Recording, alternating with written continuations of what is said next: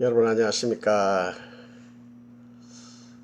먼저 구독과 좋아요 알림 설정을 통하여서 많은 사람들이 바른 깨달음을 얻을 수 있도록 도와주시기 바랍니다. 오늘은 성경이 읽어진의 저자인 이해실님의 글을 통하여서 사랑의 왕이란 이런 제목으로 여러분께 말씀을 드려볼까 합니다. 어떤 주인이 멀리 외국에 가 있다고 주인을 무시한 채 자신이 주인인 것처럼 행세하면서 주인의 것을 가지고 마음대로 허랑방탕하게 사용하는 그런 종들이 있었습니다. 그래서 이 소식을 듣고 주인이 결국 안 되겠다 싶어서 종들이 있는 곳에 주인이 돌아왔습니다. 그 종들은 우리가 흔히 하는 말로 하자면은 그저 그런 종들은 박살이 나야 그것이 각본이 맞는 이야기가 될 것입니다. 이런 종류의 이야기들은 성경에 수없이 많이 기록되어 있습니다. 주인의 출현과 함께 꼭 그런 일이 있어야 될 것입니다. 그래서 성경의 구약의 선지자들의 주된 메시지는 심판이었습니다. 그런데 알고 보니 그게 아니었습니다. 그토록 구약의 역사 속에서 기다리고 기다리시다가 마침내 드디어 인간의 몸을 입고 주인이 들어오실 거면은 뻔때 있게 자신이 주인인 체하고 자신이 왕인 척하면서 자기 인생의 왕인 척하면서 왕노릇하는 이런 사람들을 심판하시고 내가 왕이다 이렇게 하셔야 되는데 그게 아니었다는 것입니다. 어떻게 그렇게 왕으로 등장해 놓고서는 오히려 십자가에서 힘없이 죽으시는가? 사실 곰곰이 생각하면은 그 왕은 도저히 이해할 수가 없습니다.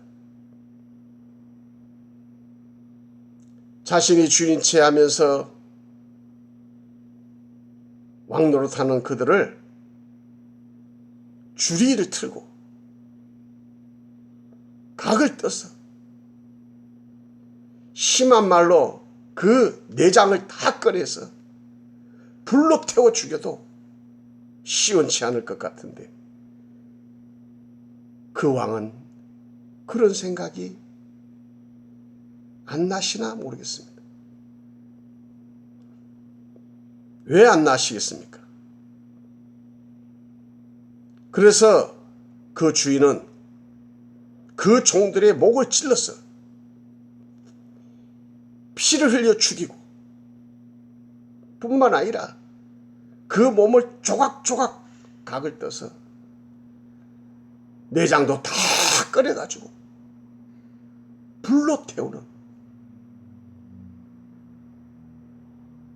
그런 번제 제사를 통하여서 그 죽이는 방법까지 자세히 어떻게 자신이 주인인 척하면서 하는 그런 사람들을 그렇게 죽이는 방법까지 자세하게 심판의 기록을 해놓았습니다. 뿐만 아니라 그 종들이 주인인 채 하는 그들을 채찍으로 때려서 살점을 뜯고 십자가에 못 박아 죽이고 피를 쏟아 죽이고 나서 그것도 모자라서 옆구리에 창을 찔러서 확인사살하고 싶은 게 그 주인왕의 심정이었습니다. 그런데 그 왕은 오히려 그것을 그 종들에게 하지 아니하고 그 형벌을 자기 자신한테 했다는 것입니다.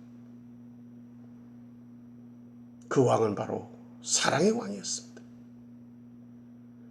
그 왕은 우리의 죄값을 그의 몸으로 담당하였던 것입니다.